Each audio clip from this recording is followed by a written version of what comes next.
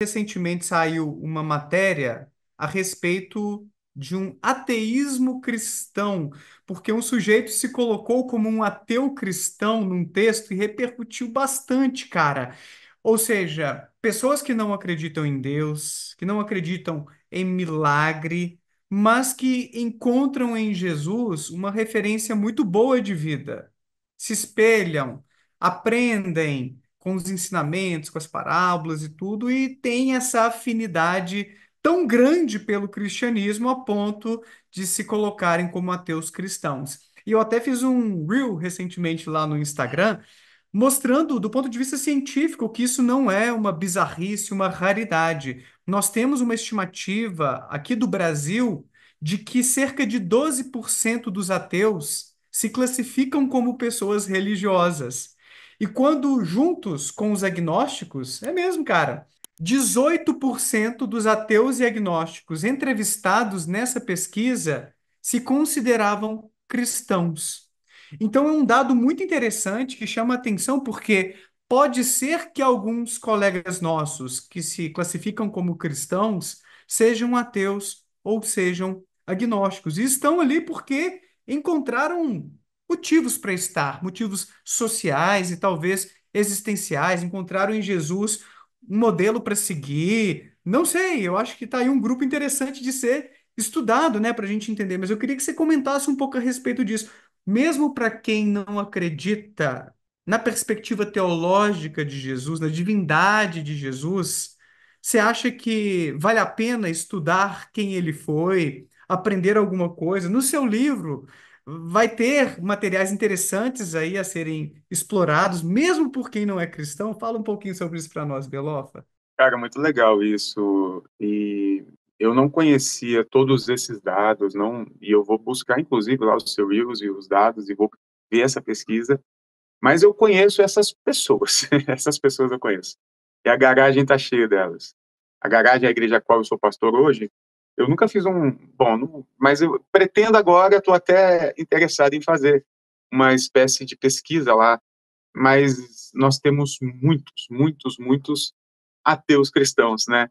Pessoas que não conseguem, não vou falar que conseguem porque parece que é uma debilidade.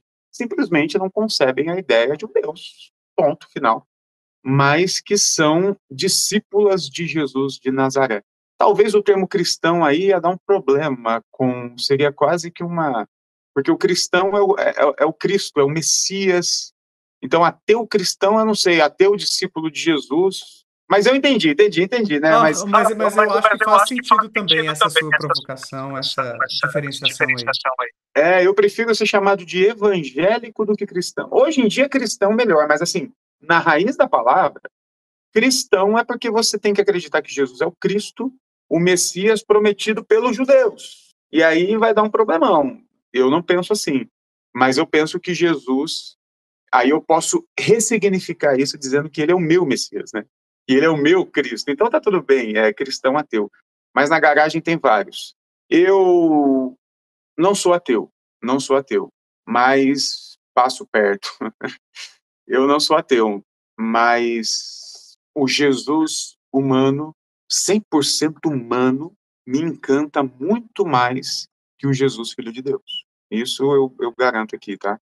Falo isso na minha igreja, falo isso para os meus. O Jesus humano, que sabia das suas limitações humanas por ser humano, e que, inclusive, ninguém enfiou na cabeça dele que ele era um Deus. Isso foi uma construção posterior a ele mesmo. Então, o Jesus humano que não tinha a ciência de si ser Deus, esse cara, ele não só me encanta, mas ele me intriga a ponto de falar, puta, deve ser Deus. E aí eu explico, tá vendo essa? Não, olha só, vem comigo, Dani.